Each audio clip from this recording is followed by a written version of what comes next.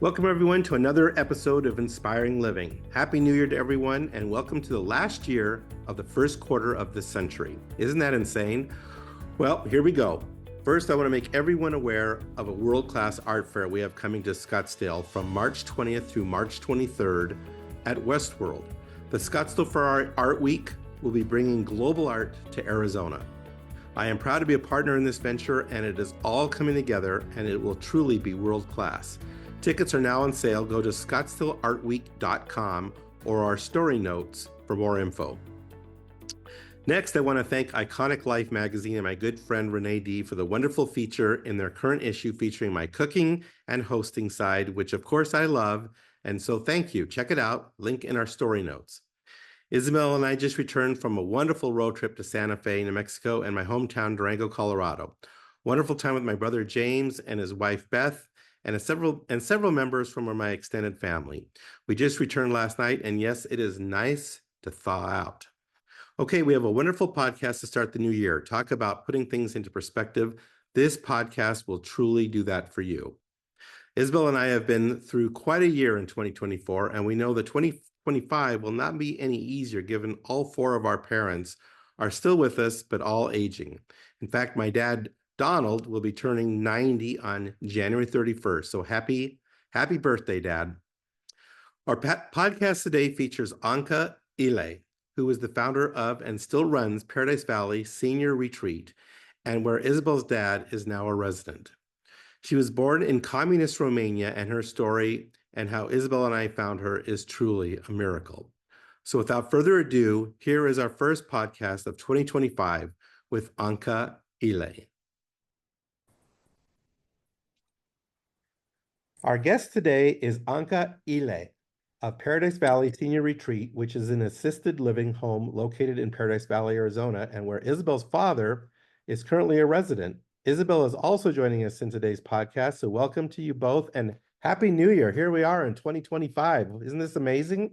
I know, it's incredible. Happy New Year. Happy New Year. Yeah. And thank you for having me, guys. Well, I told everyone excited. we're definitely doing this one video because I've got such beautiful ladies on the screen. It's like we can't just do audio on this one. So Thank you. yeah, so Isabel and I are up in Durango, Colorado. We're visiting my brother and his wife and his nephew is here. So we're having a really good time. We're getting together with all the family up at a lake this afternoon. So I'm super excited. But we're heading back to nice warm Arizona tomorrow and thaw out, right, babe? Yeah, You're gonna thaw for sure. we're ready. I'm ready to hop in my hot tub. So that sounds really good. Okay, so Anka, you run Paradise Valley Senior Retreat, which offers elder care in Arizona for seniors needing assistance with daily activities. They offer long-term care for elderly and the ultimate in pampering and comfort, which Isabel and I have witnessed firsthand. As we start the new year, we are all now another year older. And I tell you, as I get older, 65, you realize, my brother and I were just talking, it's like we got maybe 10 good summers left, and you see it. So we're like, we gotta really live these next 10 years, right? Yeah. Yes, when you put it that way. She's People, well, I know she's younger than us. I'm older than both of you combined, probably. So well, when you put it that way, I think it's a different perspective. Just like when somebody said, when your teenager turns 13, you have 5 more good summers with them until they're 18, right? right. So when you put it like you have 10 more good summers, it's like, oh boy, I can count on my hands how many more good summers I can enjoy life and not, have one disease or the other or any Yeah. medical issues. Things can change very, very quickly, can't they? Oh, yes. It takes a fall.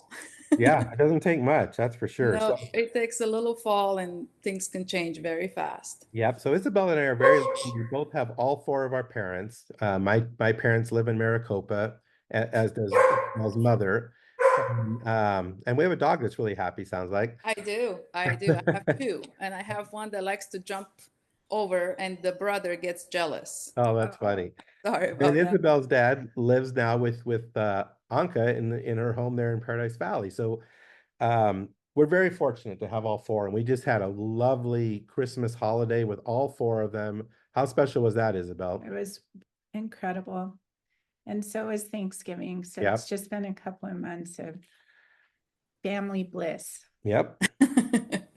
By God's grace, it happened. It happened. It happened. It's a miracle it happened, given what we Mhm. went through this last year. So Yes. everyone's situation is unique and different, and we all hear stories or have had the experience of one of our parents in a home or nursing care facility. In our case, we have seen both extremes of horrible care and now amazing care.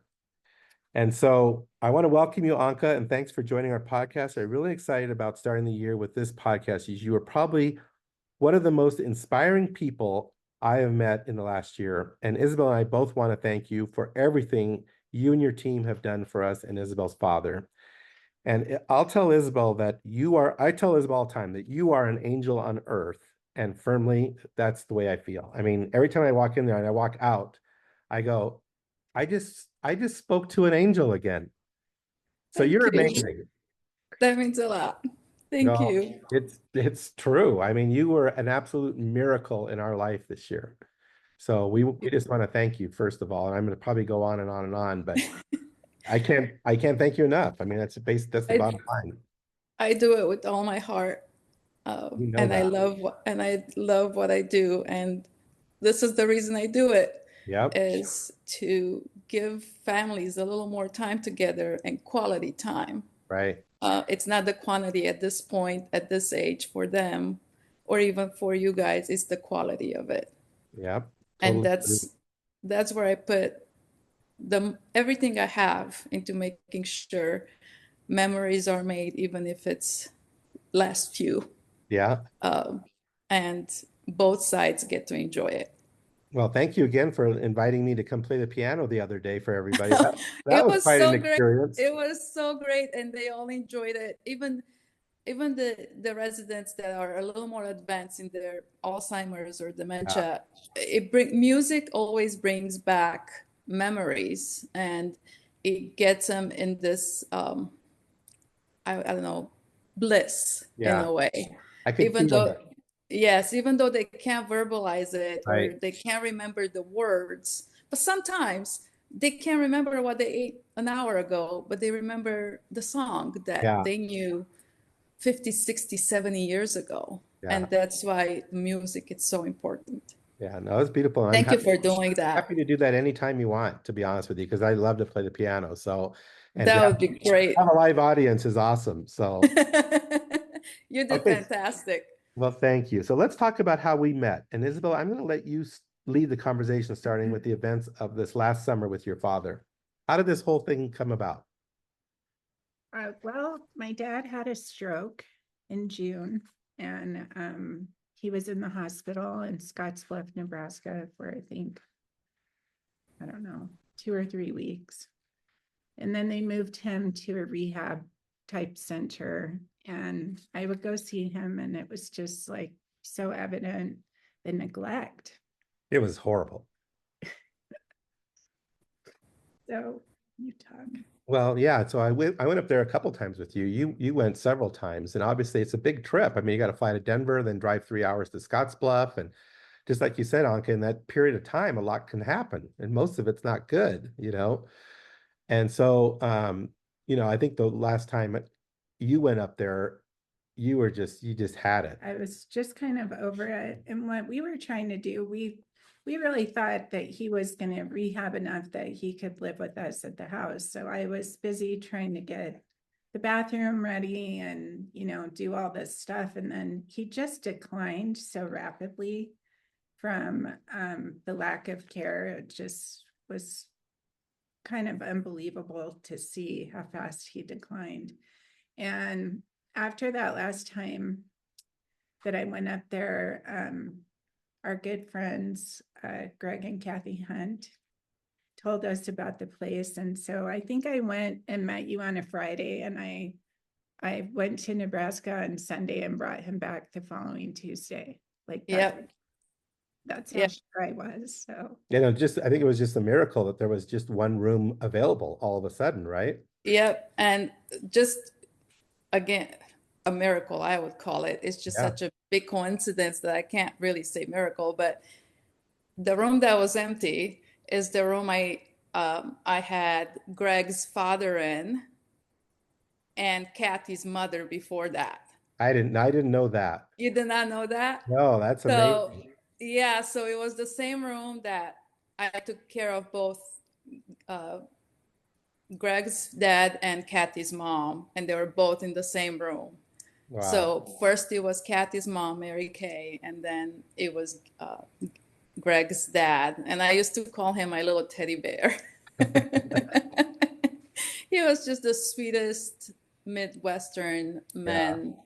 Uh, and they had amazing family. That That was Hunt the family is amazing. I mean, every time I see Greg virtually every week because we're doing a lot of projects together. And I gotta tell you, they're just one of the best salt of the earth, down to earth people you can find. and that is the one family that I admire so much for the way they cared for Yeah, their loved one. yeah. They really cared. Greg was there almost every afternoon to visit his dad whenever he could get away from work. And if it wasn't Greg, it was Greg Jr. Yeah, Uh, Max. yes, Max. Yep. And that was the resident's name, Max.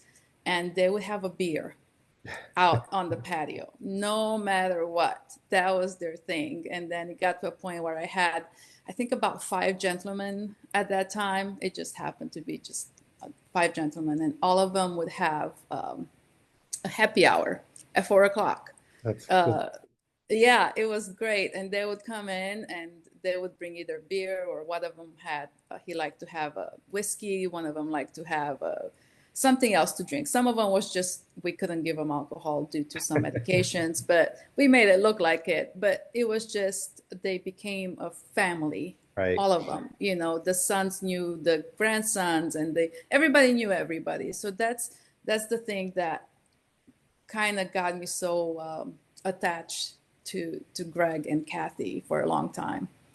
Yeah, it's amazing. And that's what I like when I go there. It does feel like I'm in a family home. And then Yes. your location is so great. I mean, it's basically Tatum and Shea Yes. Shea Boulevard, which, Greg Hunt, my projects are all, and Isabel's projects, they're all within 5 minutes away, and our home is 10 minutes away. So it's just so convenient to have you right there. Yeah, and it's convenient to have all the grocery stores around Yeah, me. everything's right there. And Sir. we always tell Isabel's dad, I said, man, you went from Scottsbluff, Arizona to Paradise Valley, man. That's like He's living out his best life. pretty Yeah, awesome. and he's enjoying it. He is. He has that big smile on his face, and he has a spring in his step. And he's not, the other night he was clicking through the channels, and he's like, well, I don't know which one to pick, there's so many of them. Okay, He's used to so watching the news all the time, yeah, he right? likes the news, he likes the And now market. but now he likes to go and see other things too, so it's fun to watch. Well, it's fun to have him over and watch football. We watch football together a lot, and we enjoy that together. So Good, good. okay, so we found you, Anka, and you started to tell us your story one day, which is so fascinating. And I don't know, you've given me little blips of it, and it weaves into the whole culture and story of caring for our elderly. Tell us your story. Your story to me is so fascinating. Well, I'll try to make it short, but I came to the United States when I was 17. Um, I got married to my husband now of almost 25 years, Florin. He's Romanian as well, but he came to the States when he was 2. And his dad ran away during communism. He actually swam across the Danube and got shot at, and all of that. Crazy. He escaped first, and then he got to the States, and then he brought the family here. He comes from a pretty big family as well, 7 siblings. We were 8. So we're used to a big family, cousins, aunts, uncles, everything you can think of.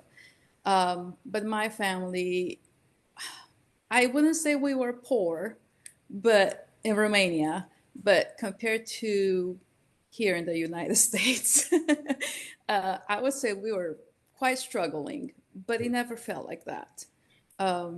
My parents did everything they could to keep us comfortable and safe. I grew up during communism, and because the events were so traumatic, in 1989 when the communism fell. I was just 5 years old, Wow. but I remember things because they scared me so much. And being that we were also Protestant Christians, so we weren't Orthodox. We were a little bit different. We weren't allowed really to practice our religion without being persecuted one way or another. So there was just so many stories, but one of them was right before the revolution happened and people started going out on the streets to protest. My dad, and we had a basement in our home. We didn't have a big home. We were 10 of us. We had two bedrooms, a big living room, one small kitchen, and one bathroom. And under the whole house, we had basement where we would keep our fruits and veggies and whatever my mom would put away for the summer to use during the winter. Mhm. We didn't have a fridge for a long time. We didn't even know what a freezer was. And my dad built a fake wall out of coal. And we had also across the street from us a nurse that worked at the hospital, and her mom was our teacher. And at some point, the nurse came to my mom running, and she said, please, please boil the water you're giving the kids because they poisoned the water tower. And a lot of kids are dying in the hospital because they drank the water. So my mom started doing all those things. She was very good at keeping us safe. And my dad put away breads, just bread and pork lard Yep. and a little bit of bacon, smoked bacon. That's how we would keep our Hear it. food, Yep. cure it, and water and candles. And he took all of us kids. And I remember my mom saying, put every thick clothes, sweater, pants you have on, because I don't know how long you're going to be in there. And I remember just layers and layers of clothes over us, everything we can find. And at that time, it was December, the revolution happened, and I had my little sister that was born on November 26th. Wow. And my mom said, I can't go down there with you guys. I have to keep her upstairs and keep her quiet. So you guys just stay there safe and warm each other up and eat when you need to, and I'll come and check on you. So our dad hid us behind that wall because the military started coming and just shooting people just for no reason. They were told to just shoot at anybody, just to put fear in people. And you can hear the guns. Wow. I remember those sounds, and I was so scared as a 5-year-old. And I think after 2 days or 3, my dad came and got me, and he said, it's over. You can come upstairs now. And I think after that, we all blocked it. We blocked a lot of that out. And growing up, we grew up with rations, right? Because we were in communism. And that meant that I think it was every Tuesday and every Friday, we would have to wake up really early. It was still night outside. It would be 4 or 5, and my mom would split us. Who goes in what line for what? Because there was a line for milk, there was a line for flour, there was a line for sugar, there was a line for butter, bread, whatever you needed, there was a line. And if you were early enough, you can get your ration. If they were out, you didn't have it. Yep. So I remember sitting in line, and I was at that time one of the youngest, so I would stay with my mom. And sometimes we would get milk, sometimes we wouldn't. And my mom would make friends, and that's what mattered a lot during this, is the community. Is everybody had each other's back, right? So if you couldn't get this, but somebody else got something else, you would share. Or you say, I have too much of this, I don't have enough of this, so let's switch, right? That happened a lot. But we also weren't allowed to, because we were in a small town, we weren't allowed to have cows or anything like that. The only thing we could have was chickens and pigs. So that was our meat for the Mhm. year. Hmm. I didn't grow up eating meat very much. We would have meat maybe once or twice a week. And my mom would make chicken noodle soup off of a whole chicken. And then she would take that chicken out and split it in 10. So each of us would get a piece One little and piece. a little bit of something Yeah. just to have some meat. And my mom would always leave herself for last. And if there was some, good. If not, she wouldn't have it. She would make sure the boys, because the boys were growing, they would get the protein. So we learned to live with very little, but be very content, because we didn't know anything better, right? I didn't leave our little town except to go to my grandparents' houses 20, 30 minutes away until I was about 14, 15. I ate a banana for the first time after 89. And even then, in Romania, you would find a banana you would pay for it per ounce, right? So my mom would buy one banana for all of us, and she would split it in 8 even slices, so we would all get a taste. And that would happen very rarely, like And what a not treat very it probably often. was, right? A treat. And even then, it was just for my mom would say, just so you know how it tastes like. Yeah. Sugar, we didn't use a lot of sugar, but we did do a lot of soups and stews, and people were very healthy with whatever we had. Mhm. We just didn't have a lot. Right. Hand-me-down clothes from my older siblings. I'm number 3 in 8 of us. I used to wear my brother's jacket, and it was because I'm petite. My brother was tall. It used to be down to my knees, but I didn't have a choice because that was the only thing I could have. Yeah. Winters were heavy, and during communism and even after at least 2 years, there was a lot of bureaucracy in Romania, and we had our water scheduled and our electricity scheduled. So we would get, and it wasn't hot water, it was cold water.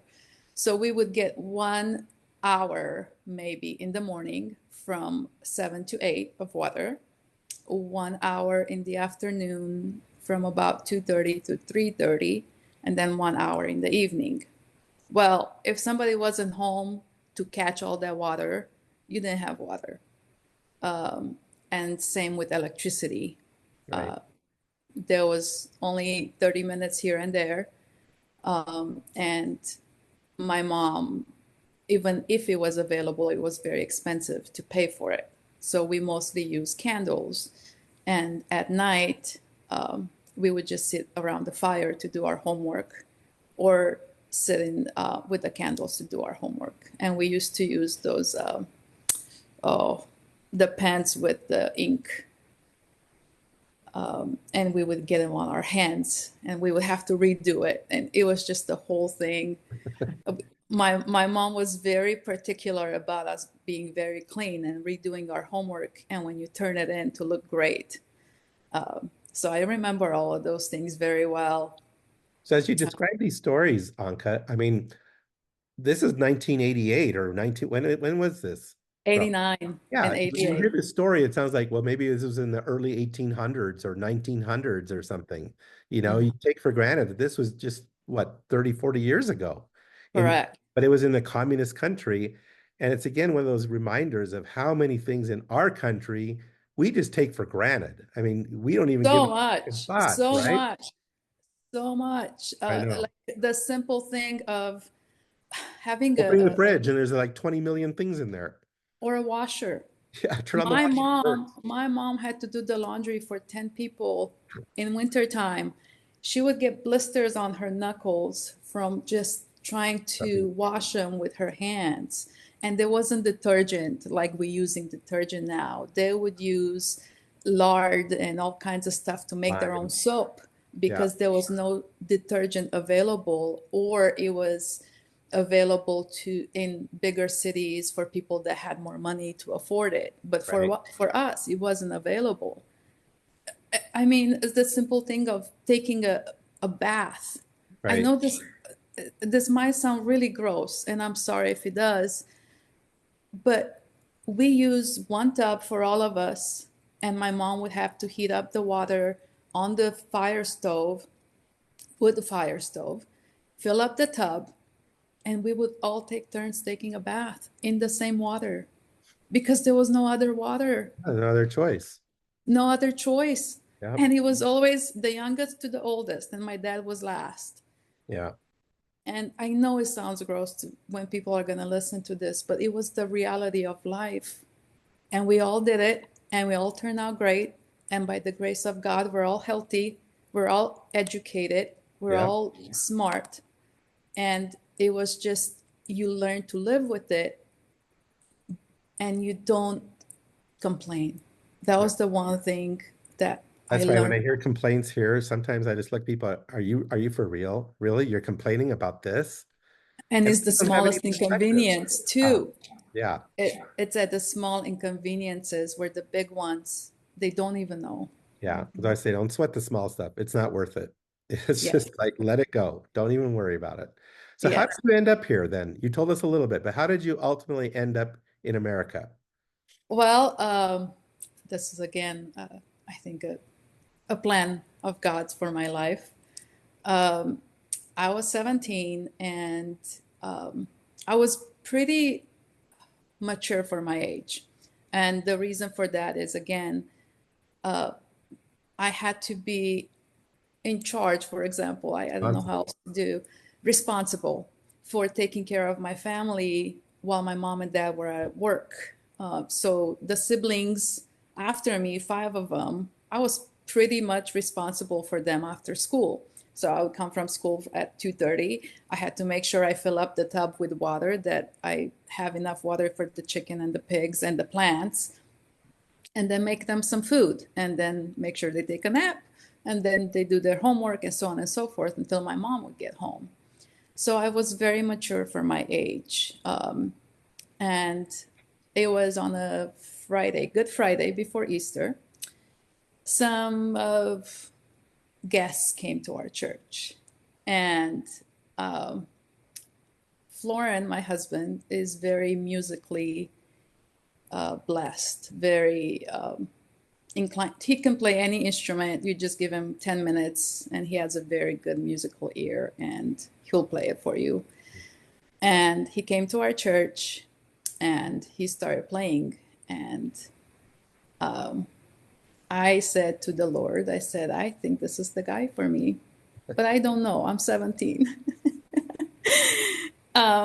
So then outside of the church, we started talking. And at that time, his sister Dina, that he came to visit with, so that was their first visit to Romania after they left 20 some years ago.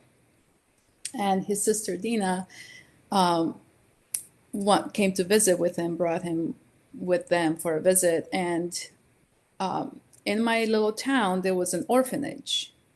And I used to volunteer at that orphanage. In the afternoons, I would go and take the kids out to ice cream or whatever. There were a set of twin girls that I got very attached to. And she wanted to adopt at that time because Romania was open for adoptions after communism, because there were so many orphanages and so many kids. And we started talking about the orphanage, and then we started talking more and more. And we realized, there's something there. To make the long story short, he asked me to marry him 5 days after we met. Wow. And we got married 2 weeks after legally in Romania. And I came to the States. So that was in May, and I came to the States in August. Wow. And had our wedding here in the United States in October. We're at in the United States. In Portland, Oregon. Okay. That's where Florin grew up. Most of his life was there with his family. Okay. They loved it. He was I loved it. American. He was an American citizen. Gotcha. Yes. Okay. Yeah, he came when he was 2. Okay. Yeah. So I got married. That's how I came to the States. Interesting. So Yeah. started in Portland. We started in Portland, and then we went on our honeymoon on Cayman Islands. It was fantastic, except I we mean, got what sick. a difference from the Romania I to the know, Cayman and I've Islands. I not, mean, come I know, on. and I've never been anywhere like that. Airplanes Yeah. for me was shocking. I've never traveled so far. I didn't know anything about it. So for me, everything was absolutely new. Yeah. And then from there, we went to live in Atlanta, Georgia for a little while because that's where my husband had a job. And his sister Dina was there as well. Okay. And that for me was a great start because my first job wasn't great. We were doing the rubber rugs, and I had to quit because the smoke was making me sick. So then I said, well, I got to go somewhere where I can learn to communicate because I knew English, the vocabulary. I just didn't know how to put it in sentences and how to communicate because I would think Romanian. And when it comes out in English, it doesn't make sense. Right. So I had to learn the grammar, proper grammar, how to say it, when to say it. So I said, how about if I go to work at a department store where I'm forced to actually communicate with Every people? day. Yeah. Right. So I did that. I That's what didn't my have a mom did. driver. My mom is from East Germany, and her first job was in a department store I think for that same reason. And it worked great. I didn't have a driver's license, obviously. I was afraid of driving at that time because I was in a car accident a few years before that. So I could walk there and then I can walk back to our apartment, and it was easy. And then also what my husband did to help me is he would put PBS station on in the morning and I would watch kids cartoons. Sesame Street. And yes, and with that, because it was so simple, I can hear it and I can see it on closed captioning how it's written. So I learned it very fast that That's way. cool. And it helped me a lot. The only thing I had the hardest time with was the food. It had no taste. Welcome to America, right? It had no taste, and it's just I was so like I would eat it, and I'm like, oh, what? It doesn't taste like a tomato. Oh, I know. That's the first thing I do on my Italy tours is I tell people stop and just go, one of the little open markets, they're everywhere. Grab a tomato and just eat it like an apple. Exactly. Best experience you've ever had. And they're like, people go like, really? And they come back and they go, oh my God, I never knew a tomato could taste so good, Exactly. That was the thing. Here, it tasted to me like plastic. Yeah, it has no flavor. It's like cardboard. Exactly. And I was like, why are we eating this? And another thing, it was the salads, the big bowls of salads. I'm like, what are we, rabbits? Give me a piece of chicken. Yeah. Oh, So that's it funny. was just a lot of things I had to get used to it. The sauces. I remember my husband, we went out and he had barbecue ribs. And I'm like, what is that on your meat?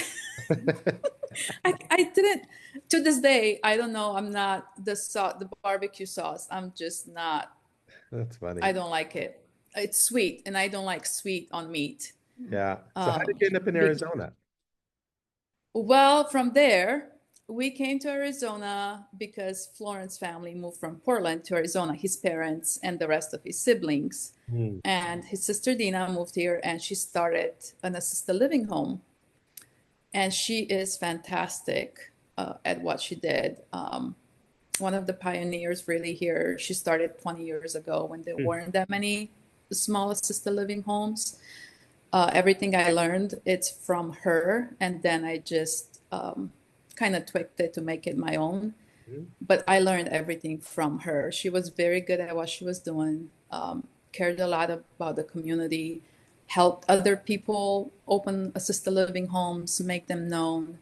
And me and Florin were like, well, let's just go where the whole family is just to be together because it was so important for us to be together. So we came here. And without realizing it, while we were moving, I was pregnant with our firstborn, with Marcus. And it was just great to have that pregnancy and have family around. It was such a blessing. And I think Marcus, I think a year after that, we opened our own home, assisted living home, and it was a smaller one. It was just for five. Over here in Arizona, 2008, right? Roughly 2008. that was this care home. The one we opened first was in 2002. Okay, gotcha. And we had that one for a couple of years. And then we decided that we want to have more kids. And it's very hard to have small kids and pregnancies and break away from the business. So then my husband and I decided to take a little break, and we moved back to Oregon to have more kids. And then the market kind of went down the drain in 2007, 2008. So my sister Dina was still here, and she said, come back down here and we'll restart you with an assisted living and to help us provide for our family. So we did that, and that's when we started this one in 2008. So totally, I would say we have about 20 years experience with taking care of our seniors. Wow. And it's a big, go ahead, what do you say, Isabel? One thing I remember when I first met you is you just spoke about how the elderly were part of your life. You were always taking care of one of your grandparents at your own house, or things like that. And Part of the culture, part of your It's culture. so that is part of the Romanian culture. That's how I grew up. Because we grew up in the communism, from what I remember, you would never put your loved one anywhere. There was just maybe hospitals, psychiatric hospitals or TB hospitals where they couldn't treat TB and they had to be in there. But other than that, in our family, my mom had 3 other sisters. So they would split the seasons. So each sister would take the grandma one season. Our season was summertime. So we had my mom's mom with us the whole summer, it was fantastic. I had an amazing grandma. I don't know how she did it, but she raised us so wonderfully. She was there for us. She would make us all kinds of goodies. And she only had one arm. The other one was amputated. I don't know how she would bake with one arm, but she made it happen. It's just, she made it happen. And we loved her so much. She was part of our lives. And then she would go to the other sisters. And every season she would be with one of the girls in their home, helping with the children. That was their main thing. It's helping with their children, and the children and parents making sure that the elderly is taken care of. And then in wintertime, we would have my grandpa because it was cold and he would get sick very easily. So he would stay with us because we were in a little town. So my mom could provide him with a lot more care and what he needed. But the memories I have with that is we would open the door to the wood fire burning stove because we didn't have electricity. And our grandpa would sit us all around and he would make up the funniest stories you can think of because he didn't know how to read. So he couldn't read us stories, but he would make them up. And I would love that because we didn't have a TV. We didn't know what TV was. So we would just imagine what he would tell us. And I think that developed us so much to respect them, to need them. Right. That's the thing. It's like they're part of your life. They're part of your life. They're part of your village. Right. And that's what I think United States, and I think in Romania is going that way now too, unfortunately, is the village. And the village is grandparents, aunts, uncles, cousins, neighbors, friends. Everybody helps each other. Everybody's in each other's lives for big events and for small events, or even every day. Right. And I think that's what shaped me who I am today. And seeing my mom showing so much care and empathy and love and selflessness. My mom was selfless. She still is. And I learned from her. And she made sure that we are involved in whatever she's doing. We see it and we participate. And that's how we learn to be compassionate Right. and And caring. talk about the difference here then in the United States from what you just described. That's what we're missing in the United States Right. Where everyone's is in a hurry, right? To get to the finish line. everybody's in a hurry to get to the finish line. There's no in between. And Yeah. I think, I don't know why here in the United States now, I don't think it was like this a while back, and I don't know how far back, but is I don't understand why we're trying to protect our children from the reality of life. Right. Like, why? Right. You as a You're parent, completely separating them from the experience of death. Unfortunately, I mean, that's it, right? exactly. Like, And I, aging, and aging. And yeah, we don't expose them to aging. Right. We so, don't expose children to aging. And it's a big mistake from both sides. It's the mistake from the parents' side and the grandparents, Mhm. because you want you don't want them to see pain, you don't want them to see suffering. Okay, that's fine. But if you protect them from that, when you're going to go through pain, when you're going to go through suffering, they're not going to know what to do. Right.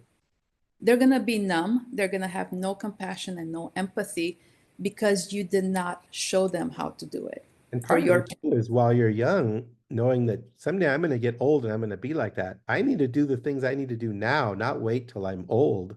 You know, it's like really appreciate what you have and the ability that you have while you're young, you know?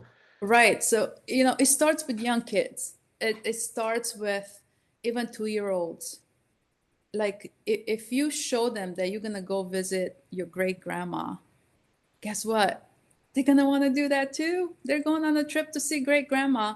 And young kids don't judge the looks, right? They don't care if grandma has lots of wrinkles and she looks a little funny, or she has some bruises from taking different medications or whatever, or she has dentures on or glasses, thick glasses. They're not going to judge Right. because they can't yet.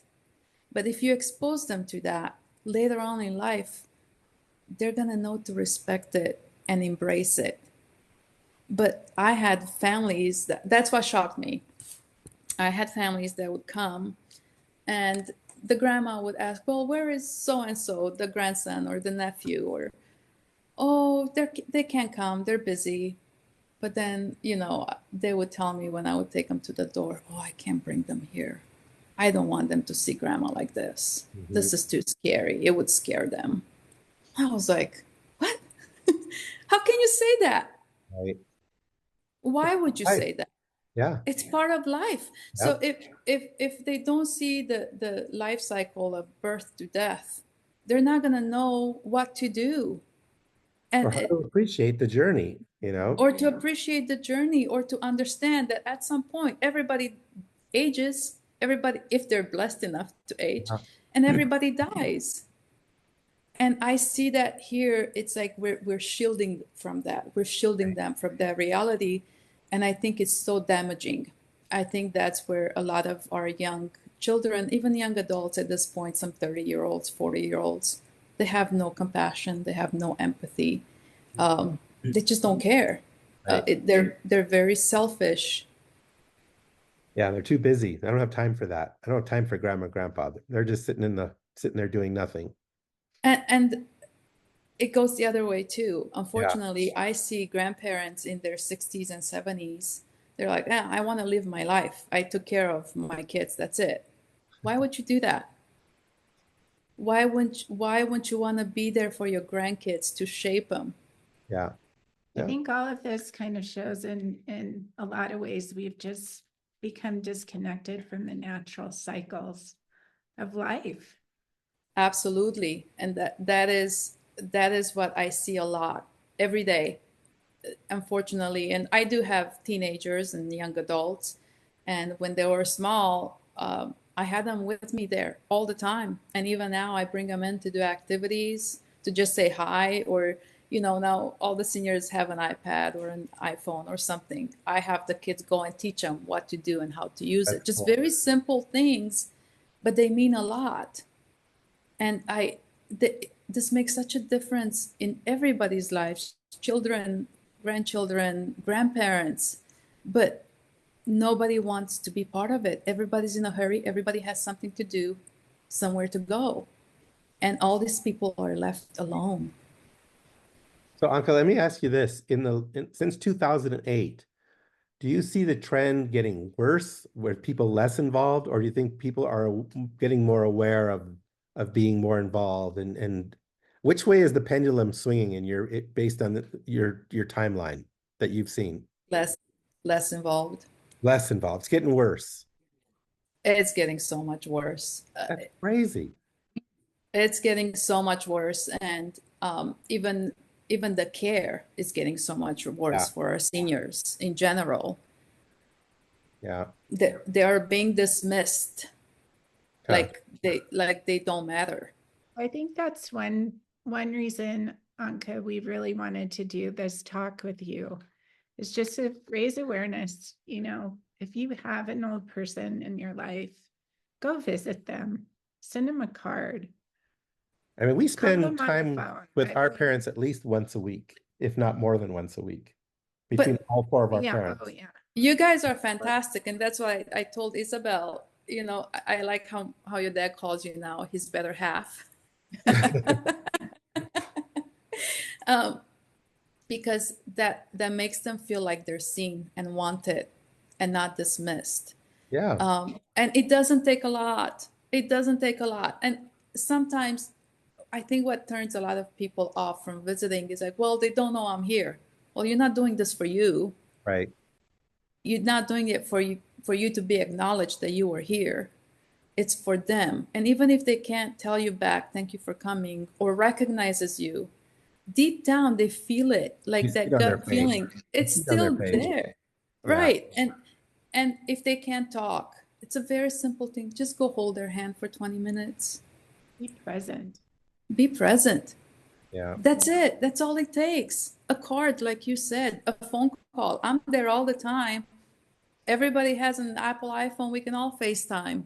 It's not that big of a deal. There's no excuses, really. It could be done so easily and fast, but people choose not to because they run away from the reality of life, Mhm. which Or is bad. aging. Yeah. So let me ask you this. I mean, I've witnessed you in action. We've just had this wonderful talk today. You are such a giving and compassionate person.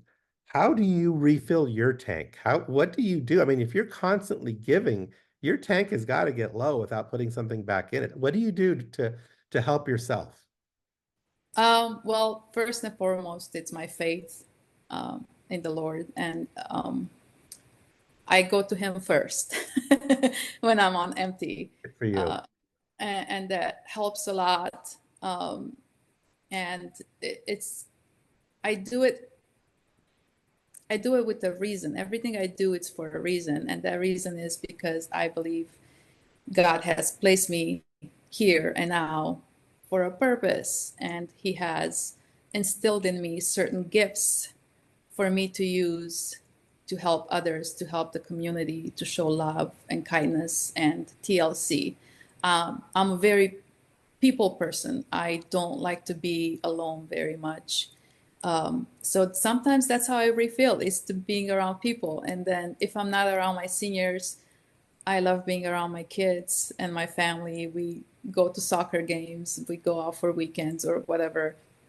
And then I have a great extended family, my husband's family. They're in the business too.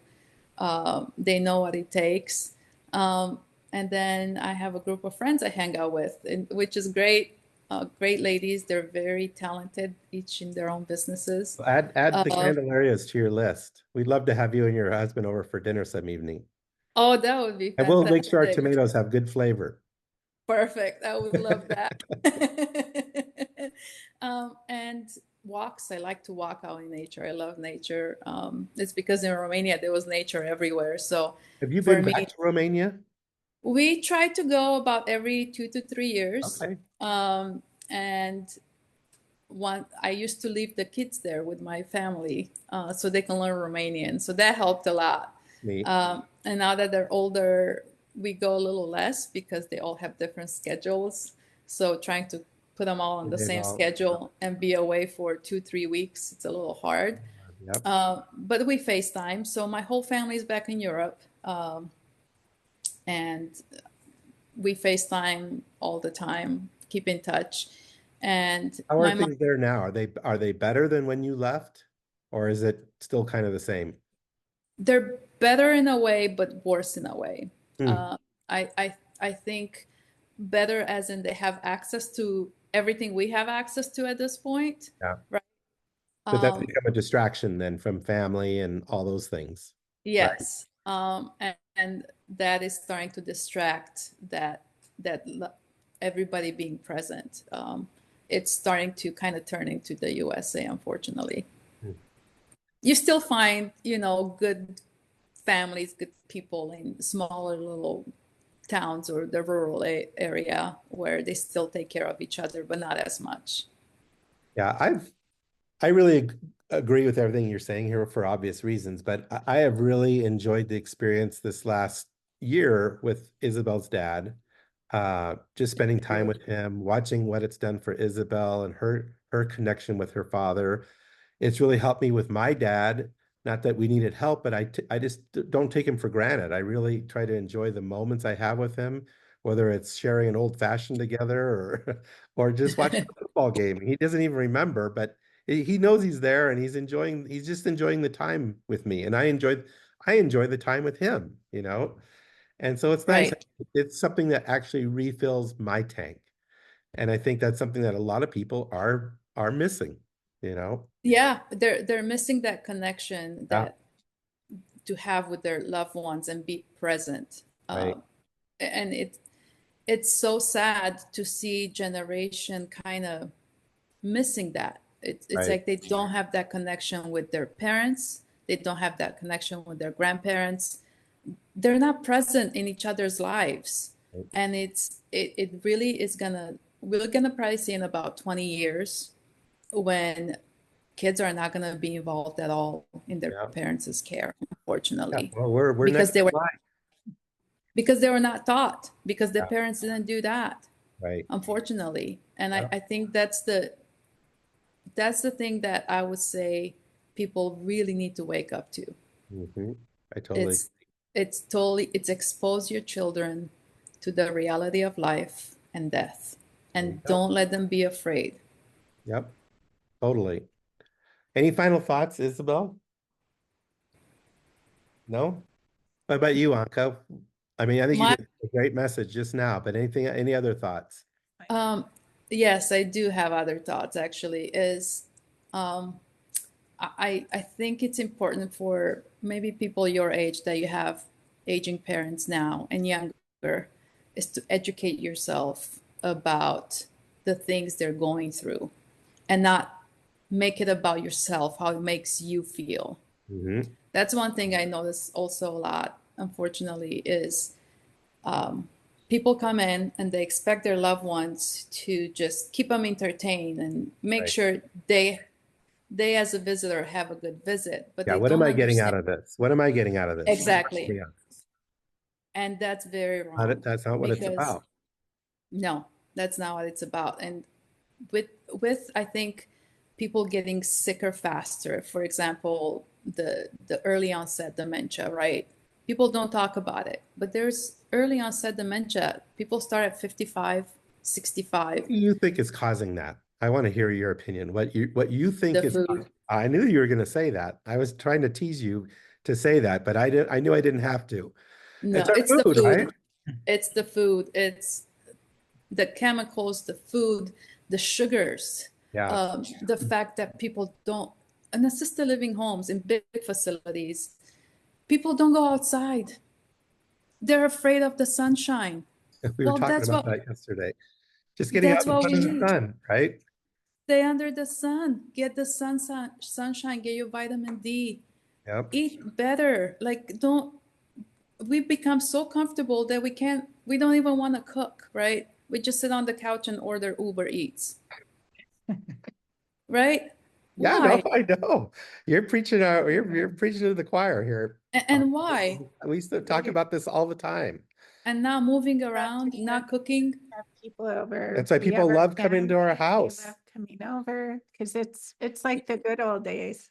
and not We- cooking together, right? Yeah, Because how that's much what fun is that? Especially with parents. exactly. Yeah, it's That's a blast. it's missing all of that. And again, it's kids not being involved in the parents' lives and parents not being involved in their kids and grandkids. It goes both ways, really.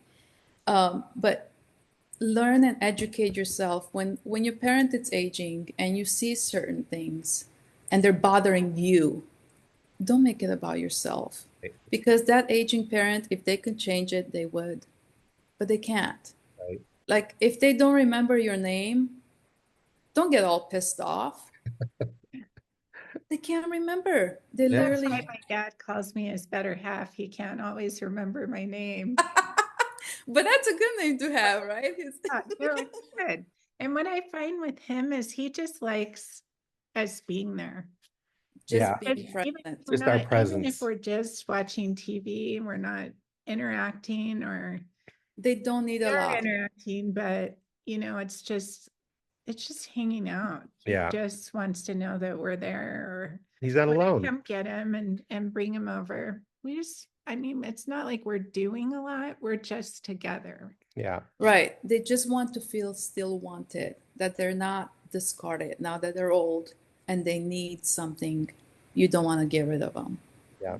Or they're not useful. Okay, fine. He can't drive you around, but maybe he can give you some of his wisdom or make a joke or, play with the kid, throw a ball at the kid. Just very simple things that mean a lot for both generations. And the food, absolutely. I'm not even going to go into the healthcare system in the United States. Oh, it's You know, I you know. hope Robert Kennedy can make some of these changes he's talking about, because he's on the right track for sure, in my opinion, with the I food, think so. I think chemicals, and so. pharmacology, and the whole thing is just a joke. It's just a big racket scheme. No, and it's just like you guys know with Marvin in the hospital last few times, they just want to dismiss them. Like their life does not matter no What she's longer. gone through with that is unbelievable. I couldn't believe some of the things these doctors were telling her. Like, what? A doctor's telling you that? Like the manipulation, actually. And making you feel guilty for I can feel trying guilty. to get your dad to feel better. One time, Yeah. yep, one time I was in the hospital. One of my residents had no family, and I took her, and I was there with her. And I was saying before I took her to the hospital, she had no DNR, and she said, "Do whatever it takes to live. I want to live. I'm not ready to die yet." So, following those instructions, I tell the doctor, "Please do whatever it takes. She wants to live." And he said, "Well, she has really bad pneumonia, and she's 93 years old." And I said, "Well, it could be treated with antibiotics. Very simple." And then he says something to me that nobody ever said to me, and it just he said, "Well, what you are wanting to do, it's inhumane." That's what she went through. Same thing. They And made her feel guilty. I said, "Inhumane? What am I doing wrong? Following her instructions and her wanting to live, it's inhumane? Why? Why would you say that to somebody?" And it's because our seniors are not valued anymore, unfortunately. Yeah, There's no value. they're just in the way. They're just in the way.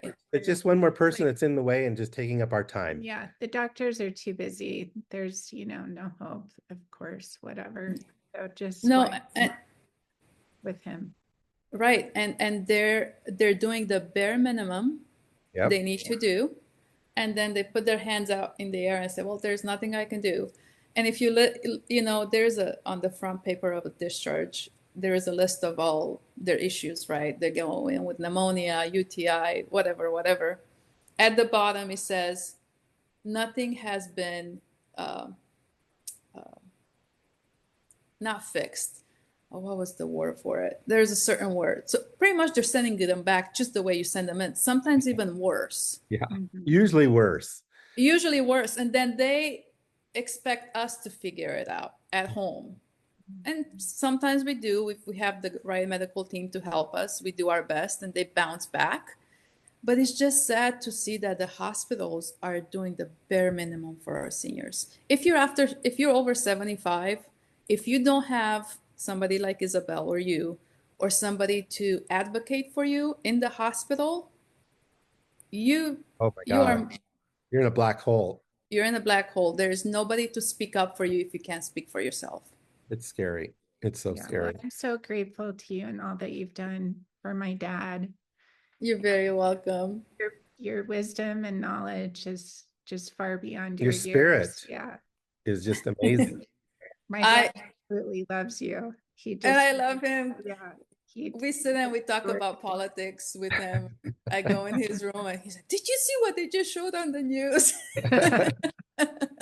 Now we have And some good discussions. It's fun to talk with him and get him. I like to get him kind of stirred up and just uh-huh. it's just fun. So And it's good for him and it's good for his mental yeah, cognitive totally. health. It's just to entertain him and keep talking while they can talk. But all I recommend, again, families get involved, stay close to your kids and grandkids. Let them see wrinkled old people. Yep. Let them touch them. Let them hear what they have Hold to their say. hand. Hold their hand. Yep. Be present. Go and visit for no reason, right? Because then you have all these kids that go and do activities for Christmas, Easter, St. Patrick, right? Well, flip that a little bit and think, Yep. what if my kids would only visit me for Christmas, Easter, St. Patrick? Right. Would that be good? No. And I want to make a little shout out real quick to our good friends Russell and Erica Dickey, who have come and visit Isabel's dad just on their own accord. They don't have any connection No. with him whatsoever, other than what you just said. They just want to give Pop back, in. be there, and just, they obviously love us and they want to show us how they love us by spending time with Isabel's dad. I mean, how nice is that? That's incredible. It takes a village, right? Village. It That's a takes good a example village. right they've there. been wonderful. And then, my dad has a couple of cousins here who come to see him periodically. And even my mom, his ex-wife, Yeah. how has she been? Yeah. When you're not there, she comes and visits. Yeah. And I mean, it's that's short. Just incredible. put the stuff behind and Oh, move on. The yeah. only thing that matters is today, Right. is all that matters. And I think I talked to Isabel about this a little bit. I want to touch is death, right? Because in my home, in the end, they do end up dying. Yep. And usually we let that process happen. They come in and then they go on hospice when need to, and then they pass away. What I notice with a lot of people is they're trying to rush death. And just like birth, right? It's a process. Right. It takes 9 months to get to being born, and even that takes time to be born. Some people like to rush death, and I'm so against it. And it's not because they're afraid of it. The families are afraid to see their loved one passing away because they've never been exposed to it. Mm-hmm. And they're rushing it. But it takes time for people to get their bags packed. Exactly. Lined up. It's good, I think, to have a good death. I know that sounds It's fall. crazy, It's but fall. There's spring and there's fall, and Yeah. people don't experience fall. Right. And that's what I see a lot of people. I actually had a family member. I see good and bad. And I had a family member long time ago. He came to me and he said, well, just give me the whole bottle of morphine. I'll gotta give it all to him just so he can go faster. And I looked at him. I said, first of all, that's against the law. And second, why would you want to do that? Why not allow him his due process? Sometimes it takes a couple of hours, and sometimes I had one of my residents took 10 to 12 days with no food, no water to pass away. And in that time, yeah, we don't want them to suffer. Absolutely not. You give medications for pain and whatever is needed, but give them the time to pack their bags. You know, in that time, they have they might forgive somebody. They might have to have a talk to somebody. They might make peace with God. You don't know. Why Right. would you rob them of that? Right. And I think a lot of that it's missing in the American community, really, Yeah. because Everyone's people in a don't hurry. understand. It's in a hurry. Everything in a hurry. Everything in a hurry. And if you don't give them that, at some point it's going to come back on your conscience, Yeah, I agree. and it's going to bite. And a lot of people don't know how to deal with that. So I tell people, because they come and say, so how much longer do you think? I say, well, I don't know. I'm not God. It's God not in knows. my hands. I cannot tell you.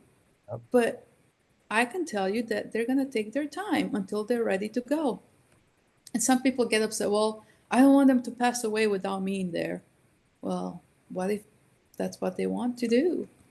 It's not your choice. Good choice. Yep. Don't make it about you again.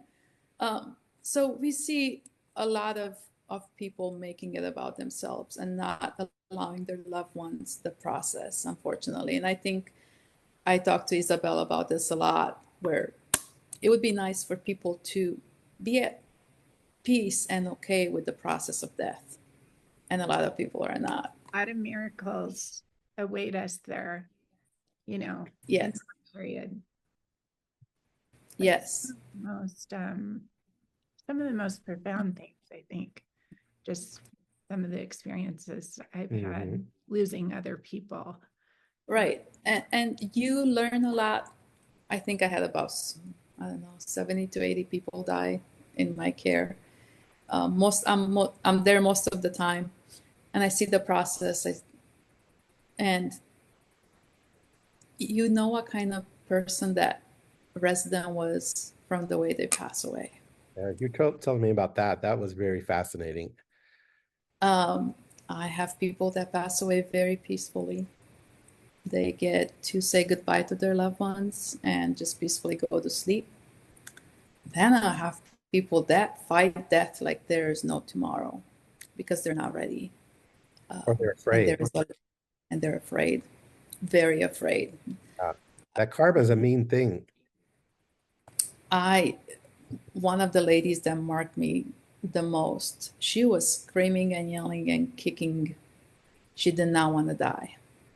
She was afraid of death, even though it was right there. She was screaming like somebody was pulling her down. Yeah, you telling me this. Yeah, it's a lot. And us as caregivers, I think a lot of families don't understand is the emotional toll it takes us on us, even though we don't show it, because we always try to be strong for the families and whoever is around.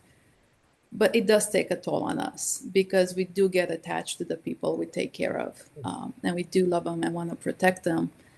And sometimes it's hard to show emotion because we don't want to overshadow the families. Right. But I think another thing I want people to learn is that even caregivers takes an emotional toll on them. Like that. Even if it's not physical, it's emotional. And to appreciate that. We have families that don't appreciate the work we do. They always want more. They always want better. Even though they're not there for their parents, they expect I can't us to do. imagine better than you, to be honest with you. So I don't know why anyone would ask more from you than you already give. It's just Oh, beyond. trust me, It's amazing. it's a thing. I had just about a year ago, I started kind of setting some boundaries because I had families that would not know a boundary, expecting from me and wanting more and more and more. They were not present, but they wanted me to be Yeah, to there do all the everything. time, Yeah. do everything. And that takes me away from my family.